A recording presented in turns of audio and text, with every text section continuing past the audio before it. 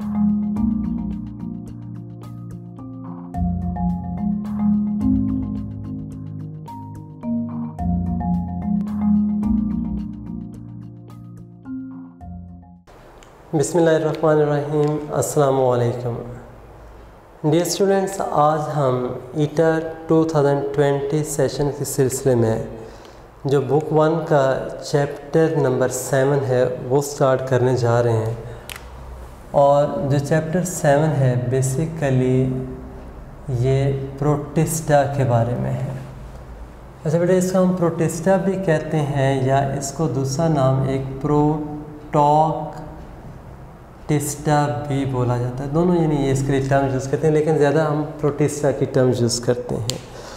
और बेसिकली ये जो प्रोटिस्टा का जो वर्ड है ना, ये ग्रीक लैंग्वेज का है और इसका जो मीनिंग है दैट इज़ वेरी फर्स्ट। यानी वो क्या है, असल में एवोल्यूशन के लिहाज से हम ये लेते हैं कि जो यूकैरियोटिक ऑर्गेनिजम्स हैं उनमें जो सबसे पहले बने थे ना वो जो थे ना प्रोटिस्ट हम कंसिडर करते हैं। लेकिन साथ ही ना इसमें एक छोटी सी बात ये भी कर देता हूँ कि जो प्रोटिस्टा ग्रुप था, जब हम 2 किंगडम से 3 किंगडम सिस्टम की तरफ गए थे, उसमें ना ख़ास तौर पे जो डिस्प्यूटेड आप कह सकते हैं ऑर्गेनिजम्स थे लाइक यूग्लिना। यानी यूग्लिना जो है ना डिस्प्यूटेड इस तरह से है कि यूग्लिना में सेल वॉल आपको नहीं मिलती। यानी उसमें कई स्पीशीज़ ऐसी हैं कि जिनके अंदर क्लोरोप्लास्ट होगा, वो फोटोसिंथेसिस करते हैं और फोटोसिंथेसिस के थ्रू जो अपना वो यानी एक ऑटोट्रॉफिक मोड जो है वो शुरू करेंगे। लेकिन सेम अगर यूग्लिना मैं लेता हूँ, उसको ना लॉन्ग टाइम के लिए मैं डार्कनेस यानी अंधेरे के अंदर रखता हूँ, या इसी तरह से उसको जब हम थोड़ा सा हाई टेम्परेचर पे रखेंगे तो वो यूग्लिना क्या करेगा, अपना जो क्लोरोप्लास्ट है, जो क्लोरोफिल, वो लूज़ कर देगा।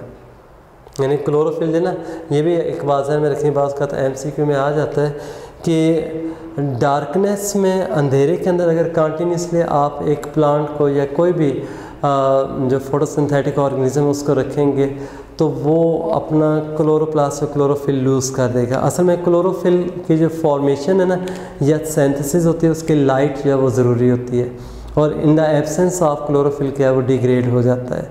दूसरी बात ये भी आपने याद रखनी है कि हाई टेम्परेचर में भी क्या होगा, जो क्लोरोफिल है वो डिग्रेड हो जाएगा। तो यूग्लिना को अगर आप हाई टेम्परेचर पे रखें या कंटिन्यूसली डार्कनेस में रखें तो ये क्या करता है, अपना क्लोरोफिल लूज़ करेगा। लेकिन पहले वो क्या था, ऑटोट्रॉफिक लाइफ गुजारा था। आफ्टर लूजिंग क्लोरोफिल इसकी डेथ नहीं होगी। व्हाट विल हैपन कि it will start a heterotrophic life just like animals. तो इसका मीनिंग क्या हुआ कि यूग्लिना जो है ना, एक तरफ वो सेल स्ट्रक्चर के लिहाज से एनिमल से रिजेंबल करता है, सेल वॉल नहीं है। दूसरी तरफ क्लोरोप्लास्ट था, वो प्लांट से रिजेंबल कर रहा है। ऑटोट्रॉफिक है तो वो क्या प्लांट से रिजेंबल कर रहा है, लेकिन साथ ही एनिमल्स की तरह वो हेटरोट्रॉफिक मोड भी गुजार सकता है। तो वो फिर क्या था, एनिमल से रिजेंबल, यानी प्लांट से भी रिजेंबलेंस शो करता है और एनिमल के साथ भी क्या रिजेंबलेंस शो कर रहा है। तो बेटे इस बेस पे ना ये कि डिस्प्यूटेड था और जो बॉटनिस्ट थे वो इसको प्लांट्स में इंक्लूड करना चाहते थे। ज़ाहिर उसका 2 ही किंगडम से, एक प्लांटी था और दूसरा एनिमेलिया, 2 किंगडम क्लासिफिकेशन सिस्टम था। लेकिन बाद में क्या हुआ कि जैसा ये यूग्लिना को प्लेस करने की बारी आई तो आपने एक नाम सुना होगा, अर्नेस्ट हैकल।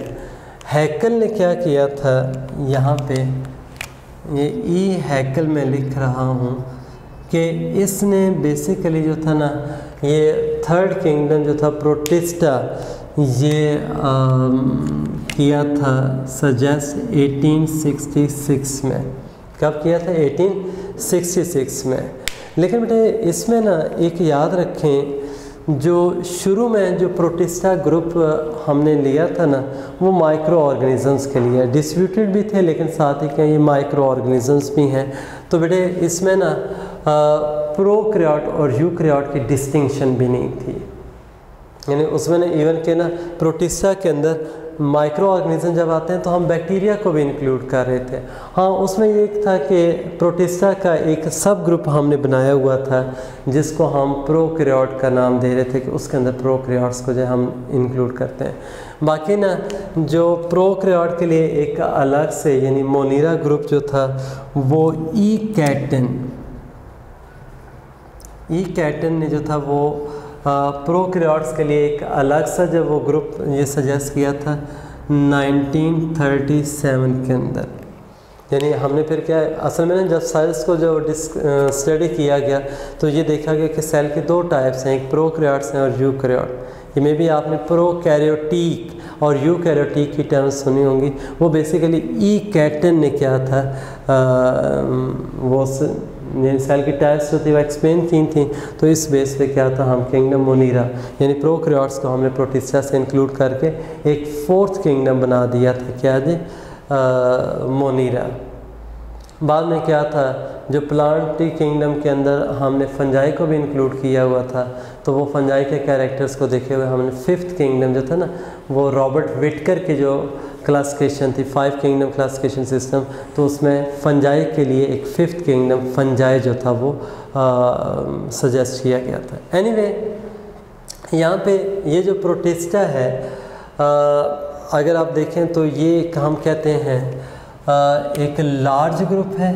यानी ये बेसिकली क्या है, एक लार्ज एंड डाइवर्स ग्रुप मैं इसको कह रहा हूँ, ठीक है ना।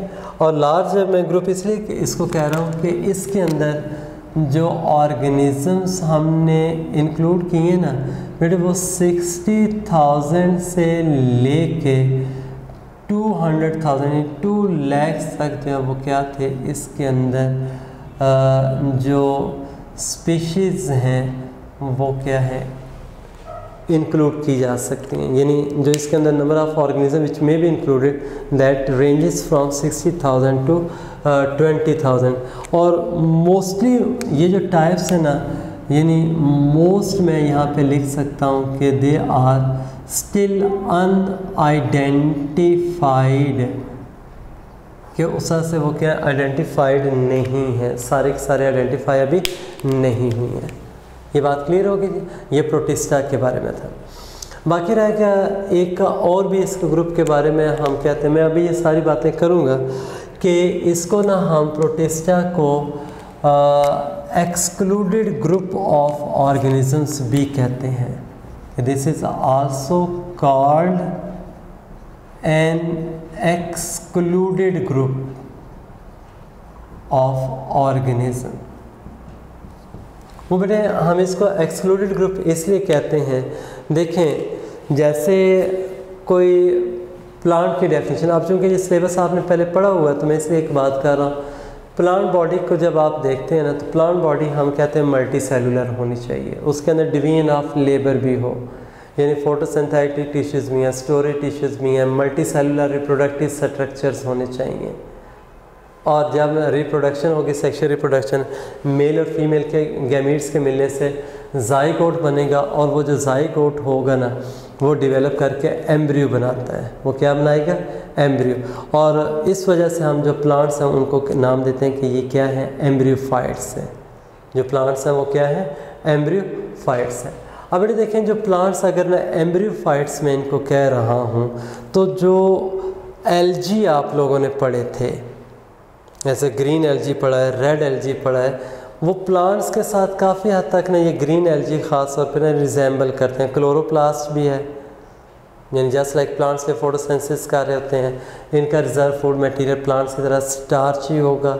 ये जो होते हैं ना एल्गी, इनकी सेल वॉल के अंदर सेलुलोस मौजूद होता है। तो कहने का मतलब ये है कि ये प्लांट्स से रिजेंबल करते हैं, लेकिन ट्रू प्लांट्स हम इनको इसलिए नहीं कहते कि इनके अंदर जो रिप्रोडक्टिव स्ट्रक्चर्स बनेंगे वो यूनिसेलुलर होंगे, और जब मेल और फीमेल गैमीट्स आपस में फ्यूज़ करते हैं जाइगोट बनेगा।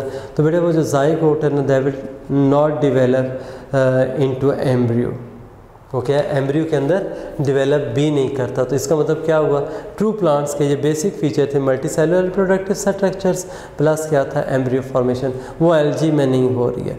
हालांकि शुरू में हमने इनको जो था ना किंगडम प्लांटी में ही रखा हुआ था कि फोटोसिंथेटिक है, सेलुलोजिक सेल वॉल है, स्टार्च इनके अंदर होती है, लेकिन बाद में हमने क्या किया, इनको वहाँ से एलजी को निकाल दिया, किस में से, प्लांटी में से, और इंक्लूड कर दिया किसके अंदर, शाबाश, प्रोटिस्टा के अंदर, और उनको हमने क्या नाम दे दिया, प्लांट लाइक प्रोटिस्ट का।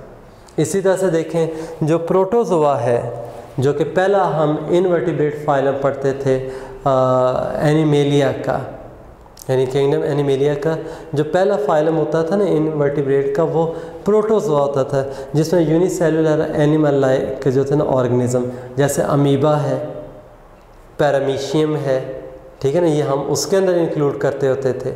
लेकिन बाद में जैसा देखा गया कि मल्टी सेलुलर बॉडी होनी चाहिए, उसमें डिवीजन ऑफ लेबर हो, उसमें भी उसी तरह से जाइगोट और उससे क्या एम्ब्रियो फॉर्मेशन हो, तो ऐसा प्रोटोजोआ के अंदर कुछ नहीं होता है, यानी वो सिंपलेस्ट स्ट्रक्चर है, वो ट्रू एनिमल्स नहीं है। तो उनको भी हमने बाद में वहाँ से एनिमेलिया से निकाल के क्या किया है, शाबाश, प्रोटिस्टा के अंदर रख दिया।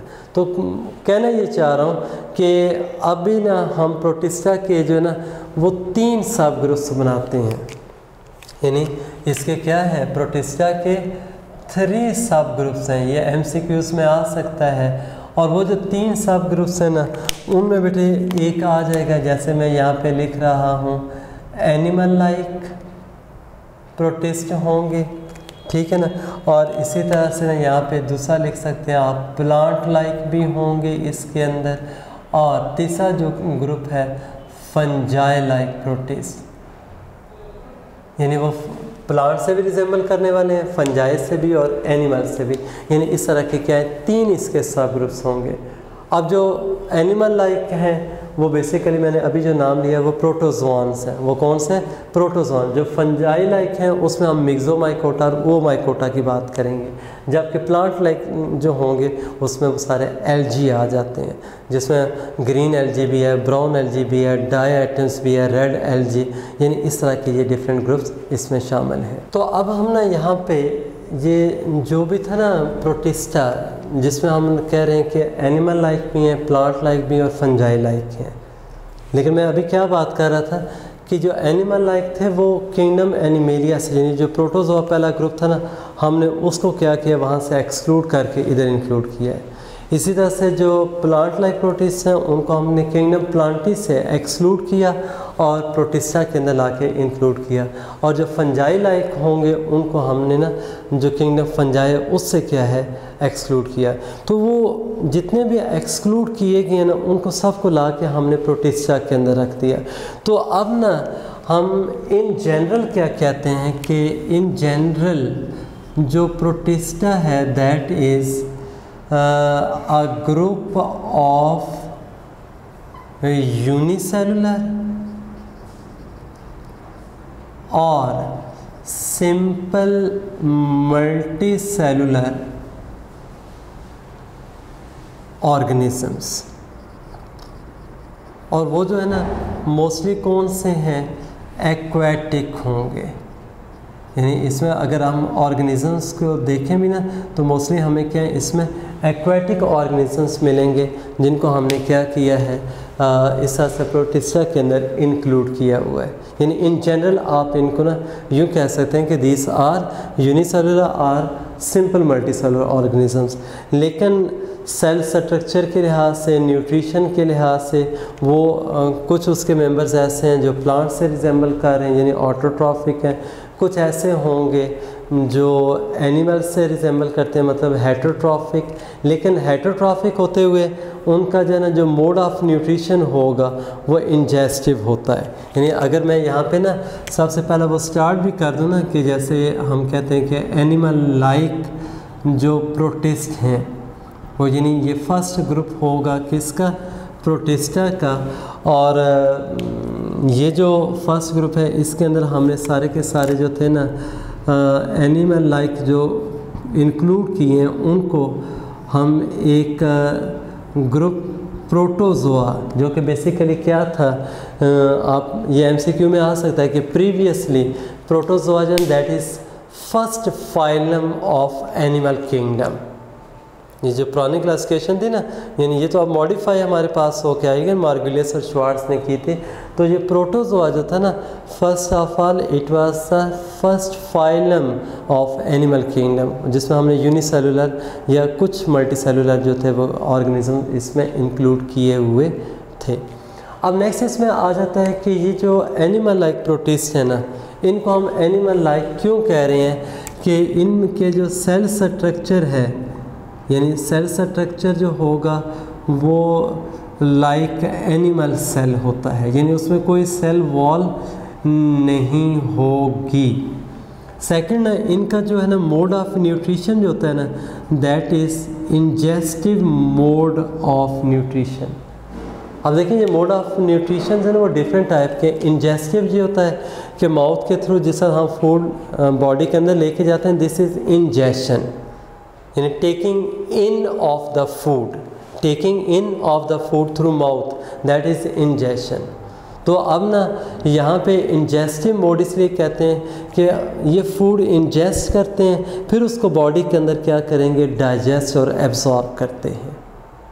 तो एनिमल्स के ये एक कैरेक्टर है कि उनका इंजेस्टिव मोड होता है। बाकी रह गया ये इंजेस्टिव मोड जो है ना, वो किस में आएगा, अगर आप ये भी साथ मेंशन करना चाहते हैं तो ये बेटे एक तरह का हेट्रोट्रॉफिक मोड है। ये इंजेस्टिव मोड जो है वो किस मोड ऑफ न्यूट्रिशन में आता है, हेट्रोट्रॉफिक में, यानी ये खुद प्रिपेयर नहीं कर रहे हैं, ये प्रिपेयर्ड फॉर्म के अंदर क्या है वो फूड लेते हैं। बाकी जो ख़ास तौर पे ना जो प्रोटिस्ट हैं, इनमें एक इन जनरल भी बता देता हूँ, जैसे मैंने कह दिया ना कि यूनिसेलुलर होते हैं, कुछ उसमें सिंपल मल्टीसेलुलर है। और एक बड़ा इम्पॉर्टेंट पॉइंट ये है कि जो प्रोटिस्ट हैं इनमें जो माइटोकॉन्ड्रिया एब्सेंट होंगे, यानी फ्यू एक्सेप्शंस हैं जिनके अंदर मौजूद होते हैं। ठीक है, कुछ ऐसे एक्सेप्शन हैं जिनमें माइटोकॉन्ड्रिया हैं या शुरू में होते हैं, बाद में डिसअपीयर हो जाएंगे, लेकिन मोस्टली इनके अंदर माइटोकॉन्ड्रिया एब्सेंट हैं। और ये माइटोकॉन्ड्रिया थे ना, ये चैप्टर 1 के अंदर हमने पढ़ी थी, जो एंडोसिम्बायोटिक ऑर्गेनेलिस, यानी जो एंडोसिम्बायोटिक जो ऑर्गेनेलिस है ना, उनमें ये माइटोकॉन्ड्रिया आते हैं। और ये जो थे ना बेसिकली एक कंसेप्ट है एवोल्यूशन का, कि ये जो अर्ली स्टेज पे जो बने थे ना, वो प्रोटिस्ट से पहले प्रोकैरियोट्स से, प्रोटिस्ट है ना यूकैरियोटिक है ना, यानी ये ज़रूर मल्टीसेलुलर यूनिसेलुलर हैं, लेकिन ये यूकैरियोटिक हैं। जबकि यूकैरियोटिक से पहले जो हमारे पास ऑर्गेनिजम्स थे वो क्या थे, प्रोकैरियोटिक टाइप के थे। अब प्रोकैरियोटिक से क्या हुए, ये यूकैरियोटिक बने। अब मैं थोड़ा सा ना यहाँ पे एक्सप्लेन कर देता हूँ एनिमल लाइक प्रोटिस्ट है ना, उनके फर्दर जो ग्रुप्स हैं उनको एक्सप्लेन करने से पहले एक यानी इनके एवोल्यूशन की अगर हम बात करें बेटे, आपने एक इस तरह की ना डायग्राम ये अक्सर देखी होगी, जो बेसिकली ना जो 5 किंगडम्स हैं उनको एक्सप्लेन करती है। यहाँ पे ये जैसे मैंने ड्रॉ किया है, यहाँ पे मैं ये मोनीरा लिख रहा हूँ, ठीक है। यहाँ पे ये देख लें प्रोटिस्टा मैंने ऐसे लिख दिया, ये एफ फॉर फंजाई है, फिर ये आगे PT कर देते हैं प्लांट्स, और AN मैंने एनिमल्स के लिए लिख दिया। तो होता है इस तरह से, देखें जो मोनीरा है ना, इसके अंदर प्रोकैरियोट्स है, अर्ली ऑर्गेनिज्म थे भी प्रोकैरियोटिक टाइप, तो इनमें देखें एवोल्यूशन हुई तो कुछ ऐसे ऑर्गेनिजम्स थे जो फंजाई लाइक बने, और इस तरह से हम कहते हैं ये फंजाई बन गए। फिर इसी तरह से देखें जो ऑटोट्रॉफिक जो थे ना प्रोकैरियोट्स, वो ऐसा से क्या थे, यूनिसेलुलर एनिमल लाइक प्रोटिस्ट बनाए, और उनसे फिर क्या एवोल्यूशन के दौरान प्लांट्स बने, और इसी तरह से एनिमल लाइक प्रोटिस्ट बने प्रोकैरियोट से, जिनसे क्या थे हायर एनिमल्स जो थे वो डेवलप हुए। अब कहने का मतलब ये कि देखें जो प्रोटिस्टा है ना, इसके अंदर आपको ये 3 टाइप्स के क्या है और जो है वो आप कह सकते हैं एवोल्यूशन के दौरान ये ऑर्गेनिजम्स बनते हुए दिखाई दे रहे हैं, यानी कुछ एनिमल लाइक हैं, प्लांट लाइक हैं और फंजाई लाइक। इसका मीनिंग ये है कि जो प्रोटिस्टा है उसका कोई सिंगल एंसेस्टर नहीं था। प्रोटिस्टा का क्या है, कोई एक सिंगल एंसेस्टर नहीं है जिससे ये बना होगा। तो देखें ये 3 लाइंस जो एवोल्यूशनरी जो लाइंस हमें नज़र आ रही हैं ना, ये क्या ज़ाहिर कर रही हैं कि मोर देन 1 क्या थे एंसेस्ट्रल ग्रुप्स थे जिनसे क्या है ये प्रोटिस्टा बना है। तो बेटा कोई भी ऐसा जो आ जाए ना आपके पास ऐसा ग्रुप जिसके मोर देन 1 एंसेस्ट्रल ग्रुप्स हों, तो उसका एक यहाँ पे ये मैं टर्म लिख रहा हूँ, पॉलीफाइलेटिक ओरिजिन उसको कहेंगे। ठीक है, ये बात का ये एमसीक्यू में आता है। पॉलीफाइलेटिक कौन सा होगा कि एक ग्रुप है और उसका ओरिजिन हमें क्या नज़र आ रहा है कि मोर देन 1 एंसेस्ट्रल ग्रुप से जिनसे क्या था उसका ओरिजिन बन रहा है। अगर एक ग्रुप है ना वो एक प्रीवियस ग्रुप था, एक सिंगल एंसेस्ट्रल ग्रुप है प्रीवियस, उससे वो बना, मैं क्या कहूँगा वो मोनोफाइलेटिक है।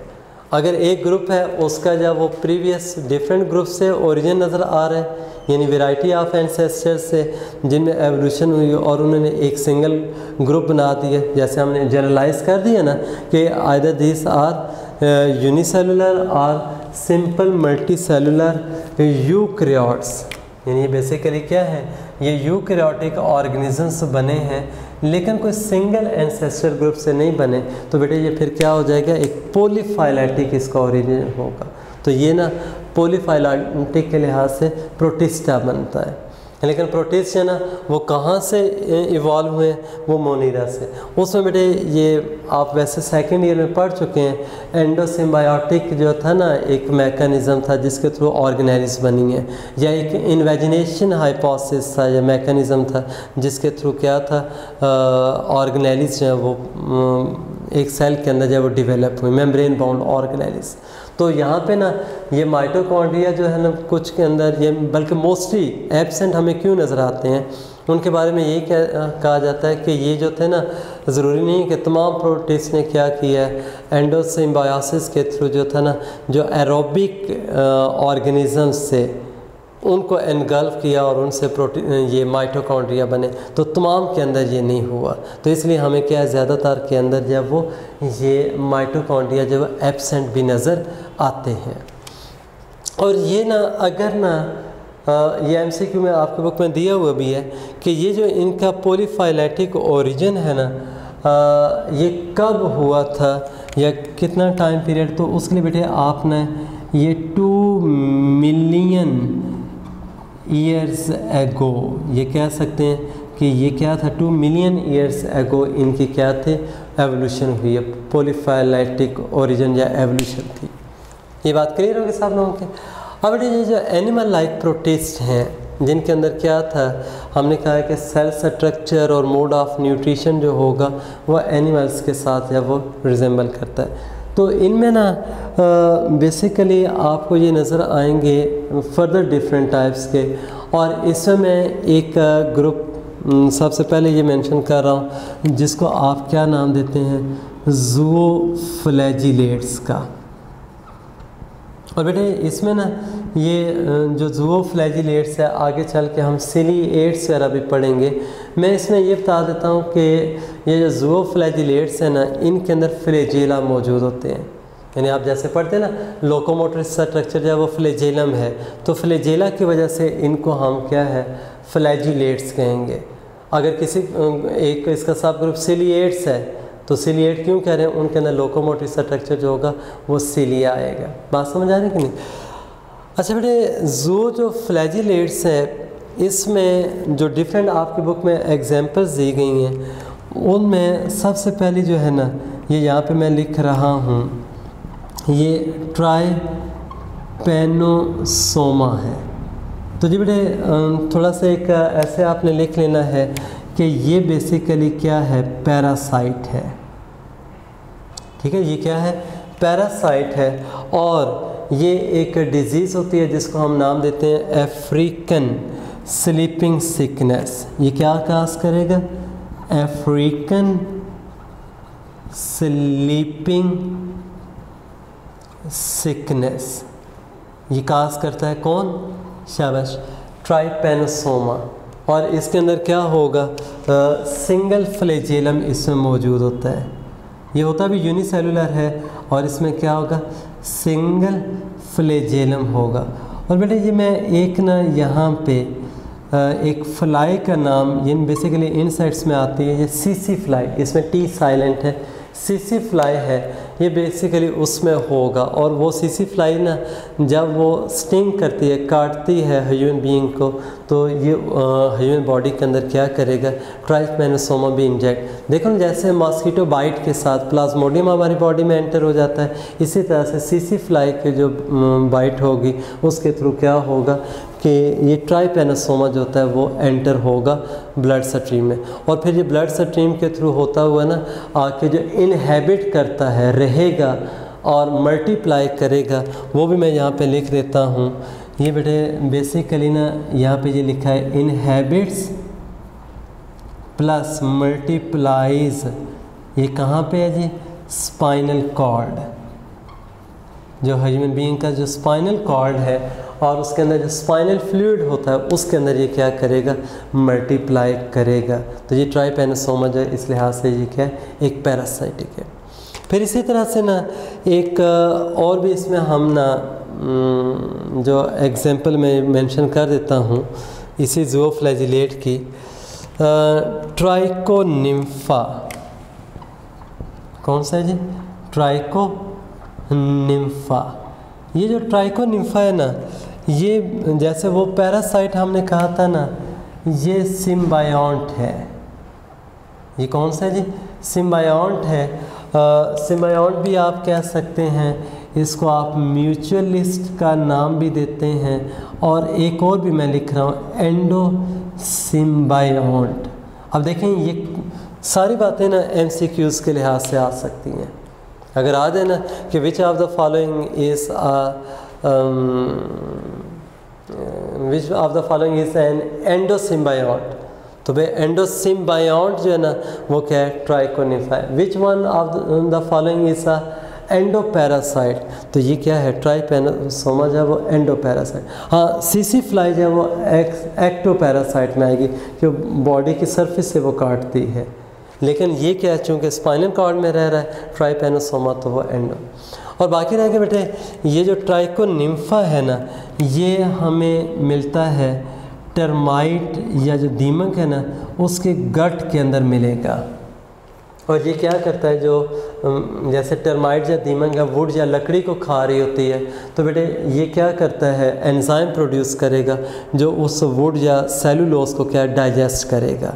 तो उसका कुछ पोर्शन या खुद यूज़ कर लेता है, बाकी जो है वो टर्माइट करेगी। तो ये इस तरह से म्यूचुअलिज्म ये शो कर रहे होते हैं।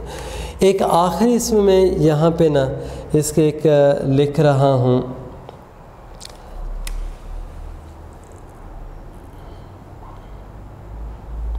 यानी ट्राइकोनिम्फा के बाद नेक्स्ट जो है ना बेसिकली बेटे वो है फ्लैजिलेट्स हैं।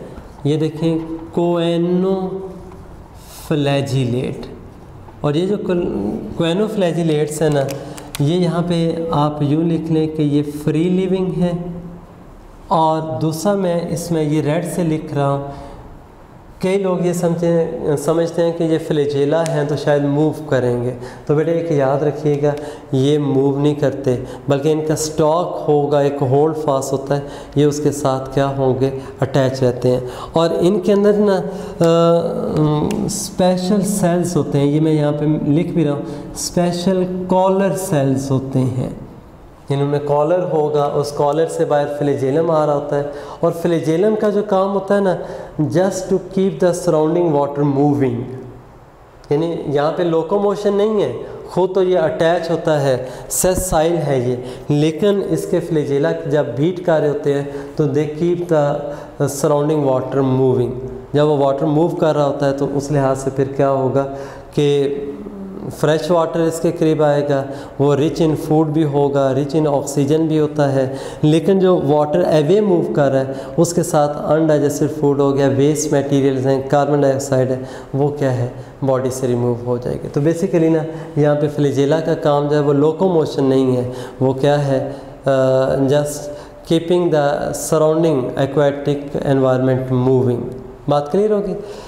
अच्छा बेटे, इसके बाद नेक्स्ट हम आ जाते हैं ख़ास तौर पे जो एक सेकंड इम्पॉर्टेंट ग्रुप है सार्कोडीना। यानी वैसे तो ये क्या है अमीबा में आता है, आप जैसे यहाँ पे ज़ूओफ्लैजिलेट्स कह रहे थे, इसी तरह से ये चले मैं इसके ये ग्रुप्स इस तरह से कर देता हूँ। ये फर्स्ट वन ज़ूओफ्लैजिलेट्स और ये सेकंड वन है जो कौन सा है जी अमीबा। वैसे देखें अमीबा आप एक इंडिविजुअल कंसिडर कर रहे थे, ठीक है ना। तो ये ना बेटे ज़रूरी नहीं है कि ये जो हम नाम लेते हैं वो एक सिंगल हो, बल्कि क्या होते हैं ये जेनरा होते हैं, एक जीनस के अंदर बहुत सारी स्पीशीज़ हो सकती हैं।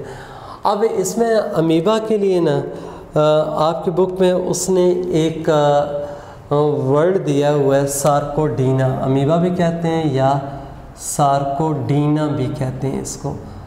और ये जो सार्कोडीन्स हैं ना जिनमें ये अमीबा वगैरह आ रहे थे, ये दो तरह के होते हैं। एक होते हैं जिनको मैं ये नॉन शेल्ड लिख रहा हूँ और दूसरे कौन से इसमें शेल्ड होंगे। बेटा जो नॉन शेल्ड होते हैं ना, जिनके बाद ये शेल मौजूद नहीं है, ये जो होते हैं ना उसमें ख़ास तौर पे जो अमीबा आ जाएगा। मैं एक नाम ये लिख रहा हूँ पूरा उसका, अमीबा प्रोटियस कहते हैं। और ये जो अमीबा प्रोटियस है ना ये क्या है फ्री लिविंग होता है और ये आपको फ्रेश वाटर जो पॉन्ड्स वगैरह उनके अंदर भी नज़र आएगा या इवन के जो मॉइस्ट सॉइल होती है उसके अंदर भी होता है। और दूसरी बात यह है कि ये जो अमीबा है ना इनकी एक याद रखिएगा नो डेफिनिट शेप। बात समझ आ रही है? इनकी कोई डेफिनिट शेप नहीं होती। जैसे हमने यहाँ पे कहा था ना ये फ्लैजेला इनके अंदर होते हैं जो लोकोमोशन में ऐसा हेल्प करते हैं। तो इस अमीबा वाले जो ग्रुप है इसके अंदर बेटे सूडोपोडिया होंगे जो कि क्या करते हैं, दो काम करेंगे। ये भी लिख लें यहाँ पे कि एक जो होता है ना लोकोमोशन जो इनका मेजर होगा, और सेकंड बेटे ये जो होता है ना कैप्चरिंग ऑफ फूड, यानी जो फूड कैप्चरिंग है उसमें भी ये क्या करते हैं सूडोपोडिया हेल्प करते हैं। यानी वो फूड पार्टिकल आएगा, ये क्या करते हैं फूड कप सा बना लेते हैं, उसको सराउंड करके फिर क्या करेंगे वो फूड वैक्यूल बना के इस तरह से अपने अंदर एनक्लोज कर लेते हैं। तो ये इनमें क्या होगा जो नॉन शेल्ड अमीबा है उनके अंदर चलता है। लेकिन इसी में ना एक यहाँ पे मैं नाम लिख रहा हूँ ये एंट अमीबा हिस्टोलिटिका। ये जो ना बेसिकली अमीबा की टाइप में आता है, लेकिन ये कौन सा है जी पैरासाइट है। ये कौन सा है पैरासाइट है। और ये जो पैरासाइट है ना एंट अमीबा हिस्टोलिटिका ये एक यानी डिज़ीज़ काज करता है और उसको बेटे हम नाम देते हैं अमीबिक डायसेंट्री। यानी ह्यूमन के अंदर ना ये एक डिज़ीज़ काज करेगा। ये लार्ज इंटेस्टाइन वगैरह में रहता है, उसके जो म्यूकस लाइनिंग है उसको भी ये ब्रेक करेगा और बास का क्या है वो इतने उसमें जो वूंड सारा प्रोड्यूस कर देता है कि ब्लीडिंग भी उसमें स्टार्ट हो जाती है। तो यानी अमीबिक डायसेंट्री जो वाटर वगैरह रीअब्जॉर्ब नहीं होगा, डायसेंट्री उसमें जो है मेन सिम्टम आता है। तो ये अमीबिक डायसेंट्री जो है एंट अमीबा हिस्टोलिटिका से होगा और ये नॉन शेल्ड जो है वो सार्कोडीन में आता है। अब ये जो शेल्ड सार्कोडीन्स है ना ये फिर दो तरह के हैं। एक को हम नाम देते हैं जैसे मैं यहाँ पे लिख रहा हूँ फोरा मिनी फेरा, और दूसरा जो ना एक्टिनोपोड। बात समझ आ रही कि नहीं? और ये जो ख़ास तौर पे ना जो फोरा मिनी फेरा है ना इनके लिए ना हम एक और भी यूज़ करते हैं कि these are the tiny snails. इनको आप क्या है, ये टाइनी स्नेल्स भी कह देते हैं। और इसकी रीज़न क्या होती है कि जो फोरामिनीफेरा है they have shell made of क्या था जी, CaCO3 कैल्शियम कार्बोनेट कह दें या सिंपली लाइम भी कह सकते हैं। होते ये याद रखिएगा, ये जो है ना एक्टिनोपोड्स या फोरामिनीफेरा ये दोनों बेटे यूनिसेलुलर हैं। ये कौन से होते हैं, ये यूनिसेलुलर हैं, लेकिन ये साथ ही मैंने क्या लिख दिया, ये शेल्ड होते हैं। हाँ, जैसे यहाँ पे ना फोरामिनीफेरा का मैंने बात की है, कैल्शियम कार्बोनेट का बना हुआ शेल होगा। जो एक्टिनोपोड्स है ना, इनका बेटे जो शेल होता है वो क्या है, सिलिका का बना होगा। क्या है, वो जो शेल है वो सिलिका का बना होता है। और वो जो शेल होगा ना, यानी इस शेल के अंदर क्या होते हैं, पोर्स मौजूद हैं। और उन पोर्स में से क्या होगा कि जो इनके भी सूडोपोडिया होंगे वहाँ से इमर्ज होते हैं। बाकी उनका लोकोमोशन है या कैप्चरिंग ऑफ फूड फंक्शन वही होगा। और इसमें याद रखिएगा कि जो फोरामिनीफेरा है ना, ये जिस वक्त इनकी डेथ होती है तो डेथ के बाद क्या होंगे, इनके जो शेल्स हैं वो बॉटम के ऊपर जो है वो सेटल डाउन हो जाते हैं। ठीक है ना, ये वहाँ पे फिर जो ख़ास तौर पे जो ओशन की बॉटम पे जो आपको नज़र आते हैं ना, जो लाइम के डिपॉजिट्स हैं, ठीक है, वो इन एनिमल्स की वजह से हैं, यानी फोरामिनीफेरा की वजह से। ठीक है, बाकी रह गया जो यहाँ पे एक हम ना वो बात करते होते हैं इसकी ख़ास तौर पे जियोलॉजिकल एज ऑफ स्ट्रेटा। ठीक है ना, जियोलॉजिकल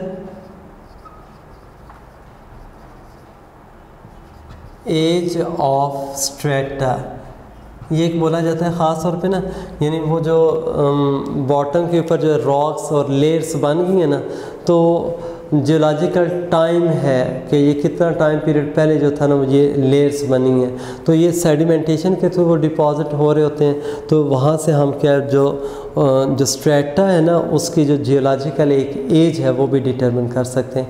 यानी बेसिकली क्या है, ये अर्थ की जो हिस्ट्री है और जो लिविंग ऑर्गेनिज्म के एवोल्यूशनरी हिस्ट्री है उसको समझने में भी क्या है, ये हमें हेल्प करता है। यहाँ तक मेरे ख्याल में बातें ये क्लियर हो गई होंगी। अब ना इसमें दो ग्रुप्स रह जाते हैं, एक एपीकम्प्लेक्सन है और एक सिलिएट्स का है। तो उसमें बेटे मैं इतना बता देता हूँ कि एपीकम्प्लेक्सन जो होगा वो बेसिकली ना पैरासिटिक है। वो क्या होते हैं, एपीकम्प्लेक्सन जो ग्रुप है, यानी ये थर्ड ग्रुप होगा जो बेसिकली क्या है, एपीकम्प्लेक्सन। और बेटे ये जो एपीकम्प्लेक्सन है इसके अंदर हम पैरासिटिक स्पोरोजोआन्स इनको हम कहते हैं। ठीक है ना, यानी ये जो ग्रुप है ना स्पोरोजोआन्स, इनको बोला जाता है कि ये स्पोर फॉर्मेशन करते हैं, तो वो एपीकम्प्लेक्सन है। और इसमें ना पैरासिटिक है। यानी एक एग्जांपल आप लोगों ने ना प्लाज्मोडियम पढ़ी हुई है जो इसी के अंदर आता है। लेकिन बेटे इसमें ना प्लाज्मोडियम के अंदर जो डिफरेंट टाइप्स के जो स्पोर्स हैं ना, उनका मैं जिक्र यहाँ पे कर देता हूँ। एक इसमें आ जाता है बेटे स्पोरोजोइड स्टेज होती है इसके लाइफ के दौरान, एक होता है मीरोजोइड, और तीसरा होता है इसमें गैमीटोसाइड्स। होता है बेटे कि जो जैसा मॉस्किटो ना बाइट करेगा और ह्यूमन बॉडी के अंदर इंजेक्ट करता है ना, जो प्लाज्मोडियम की स्टेज होती है वो स्पोरोजोइड होगी। यानी कौन सी स्टेज थी, जब मॉस्किटो बाइट के थ्रू प्लाज्मोडियम हमारी बॉडी में एंटर होता है, दैट इज़ अ स्पोरोजोइड। अब ये याद रखिएगा जो स्पोरोजोइड है ना, ये एंटर होने के बाद ये मैं इधर लिख रहा हूँ कि ये लिवर सेल्स, ये आपने ख़ास तौर पे याद रखना है कि स्पोरोजोइट्स हमारे लीवर के जो सेल्स हैं ना, हिपैटोसाइट्स जिनको आप कहते हैं, उनके अंदर पेनिट्रेट करेंगे, वहाँ पे मल्टीप्लाई करते हैं, वहाँ पे ना मल्टीप्लाई करेंगे, डिवाइड करने के बाद ना ये स्पोरोजोइट से क्या बनता है, मीरोजोइट्स। लेकिन बेटे जो मीरोजोइट है ये RBCs यानी रेड ब्लड सेल्स के ऊपर क्या है, ये अटैक करेगा, उनके अंदर ये मल्टीप्लाई करके अपना नंबर इंक्रीज़ करता है, ठीक है ना। और जब रेड ब्लड सेल बर्स्ट करता है दोबारा से मीरोसाइट्स बनेंगे, वो नए रेड ब्लड सेल के ऊपर अटैक करेंगे, तो ये सर ना कई साइकिल से बनते हैं, वो इंक्यूबेशन पीरियड जो आप पढ़ते हैं। और आखिर में क्या होगा, एक टाइम लिमिट के बाद वही मीरोसाइट्स होते हैं वो गैमीटोसाइट यानी मेल और फीमेल गैमीट्स के अंदर कन्वर्ट हो जाएंगे। लेकिन एक याद रखिएगा, ये गैमीटोसाइट भी ह्यूमन बॉडी में बने हैं, ह्यूमन ब्लड के अंदर मौजूद होते हैं, यानी मीरोजोइट के बाद ये गैमीटोसाइट्स बनेंगे। लेकिन हम ह्यूमन बॉडी के अंदर ये आपस में फ्यूज़ नहीं करते, जाइगोट नहीं बनाते।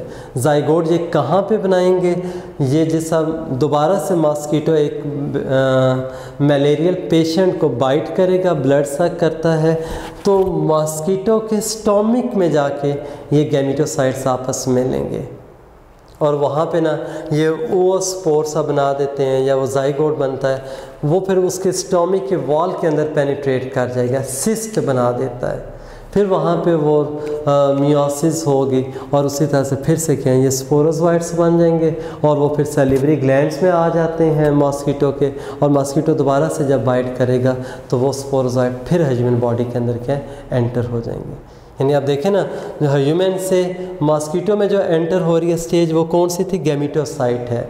और गैमीटोसाइट जो होता है थ्रू जाइगोट और ओस्पोर फॉर्मेशन वो क्या करेंगे, they will form the sporozoite, और फिर स्पोरोजोइड जो है ना that will not infect mosquito but it can infect human cells. I think यहाँ तक ये बातें समझ आ गई होंगी।